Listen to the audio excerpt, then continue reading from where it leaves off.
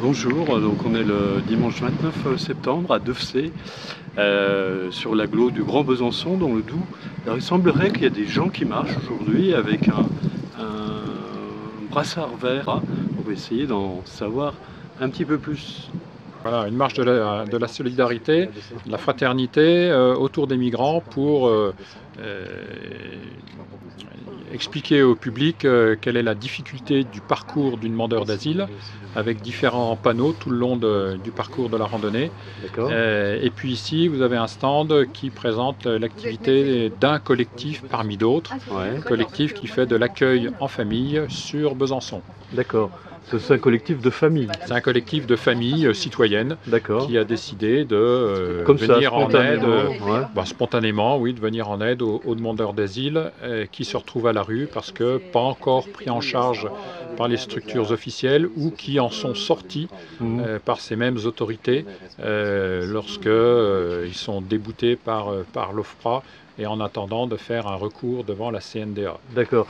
Donc dans ce cas-là, c'est légal de les accueillir ou pas? Oui, ça s'appelle de la solidarité. D'accord. On ne se cache pas. Les autorités savent que les familles, ces familles accueillies sont chez nous et ça se passe toujours très bien. Je suis bénévole au Secours catholique à Pouilly-les-Vignes. Et puis il y a une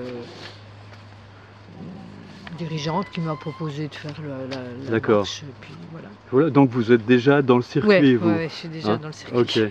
Et en 2017-2018, on a accueilli, plusieurs dizaines de familles. Alors, des fois pour quelques jours, des fois pour plus longtemps, quelques semaines, voire quelques mois. Et on s'organise pour faire de l'accueil tournant au sein de nos familles pour pouvoir faire ça dans les meilleures conditions possibles. Et vous essayez de suivre ce que deviennent ces familles de migrants? Oui, quand elles restent sur Besançon, des liens forcément se créent et puis on arrive effectivement à suivre ces familles et puis même lorsqu'elles ont obtenu leur papier, l'autorisation de séjour en France, eh bien, on continue à les suivre pour les aider à trouver du travail, à trouver un logement, et tout au long de leur début de parcours en France. Alors, qu'est-ce que vous faites là, assis sur ces troncs? Vous vous reposez? Vous reposez? Pourquoi? Vous avez beaucoup marché?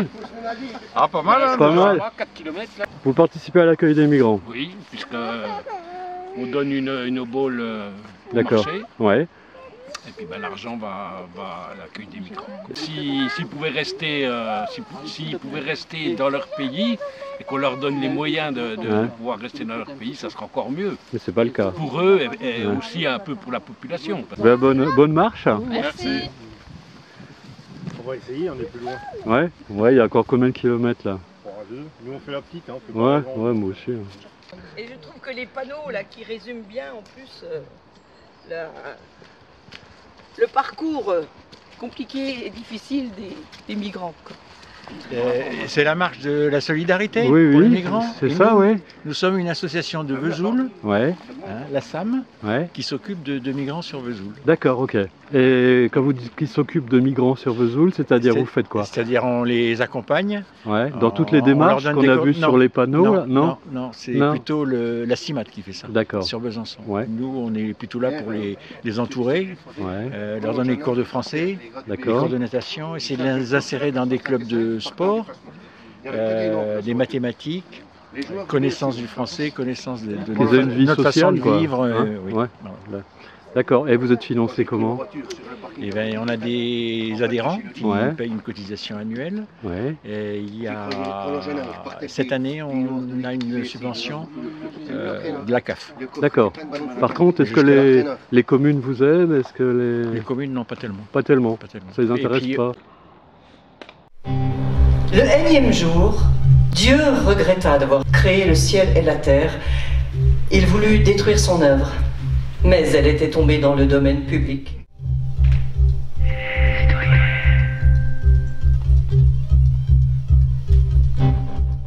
On marche parce que, il y a plusieurs raisons.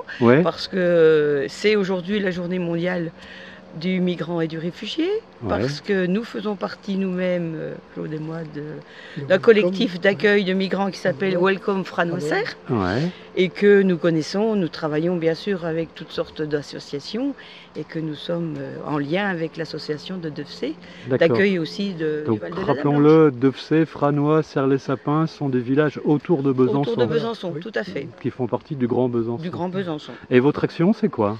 Alors nous, Welcome Franoisser, c'est accueillir dans nos maisons. Dans vos maisons, vous accueillez des familles de migrants? Familles, alors plutôt célibataires ou familles jeunes couples, parce que comme nous accueillons dans nos maisons, il faut quand même avoir, on ne peut pas accueillir 3 ou 4 personnes d'un coup. D'accord.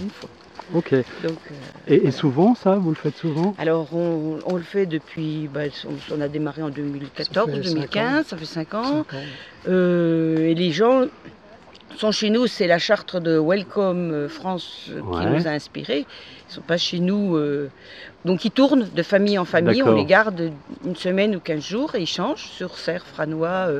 On est une douzaine de familles à accueillir dans le secteur. Et pourquoi vous faites ça? Pourquoi? Parce que c'est insupportable de savoir que des hommes et des femmes sont à la rue, on leur dénie tout droit et sont livrés à tout et n'importe quoi. Et ces gens viennent plutôt de quel pays? Alors les premiers que l'on a accueillis, c'était pays de l'Est, Kosovo, Albanie, et puis maintenant nous avons plutôt des gens de l'Afrique noire. Voilà. Pour l'instant, on a chez nous quelqu'un de Sierra Leone. C'est super ce que vous faites. Et vous pensez le faire encore tant qu'on pourra. Tant que la santé permettra de le faire. Et vous suivez ces familles de migrants après? Ah oui. On reste en contact. On garde des contacts, nous on organise... On a du travail qui s'installe dans la région, d'autres qui vont plus loin. Mais on a quelques réussites d'obtention de papier, même si c'est que pour 1 an renouvelable. C'est pas la marche pour les migrants? Non, c'est Pékin-Bonnet. Et c'est quoi ça? C'est une rando qu'on fait entre amis. Depuis Pékin? Non, depuis Bonnet.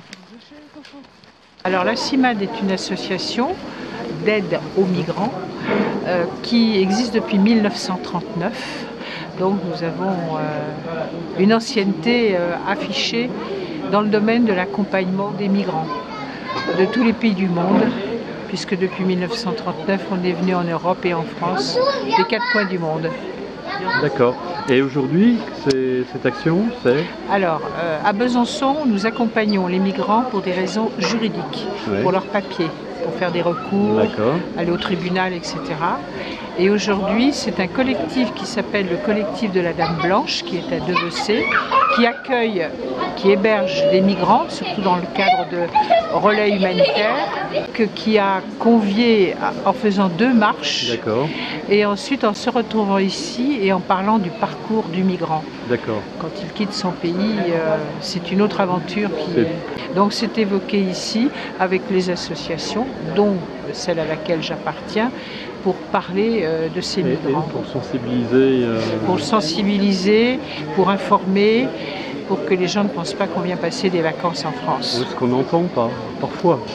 Ce qu'on entend parfois, et là on tombe dans le langage politique qui n'est pas le nôtre. Je vous explique, Laurie